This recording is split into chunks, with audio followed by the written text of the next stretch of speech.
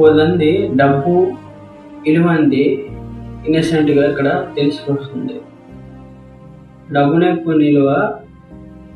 విలువ చాలా డిఫరెన్స్ ఇక్కడ ఇప్పుడు చూస్తుంటారు జనాలు.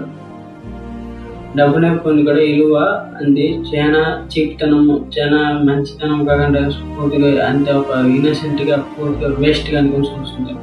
అదే ఇంకొక మనిషి కూడా కొద్దిగా డబ్బు ఉంటే డబ్బు విలువ అంది ఎవరికి వెళ్ళకనుకొని బాగా తెలిసిపోయి ఆయన డబ్బు ఉన్నది వీడి మాట వినాలి, వీడి మాటకి విలువ వేయాలి అనకని జనాలు ఉన్నారు.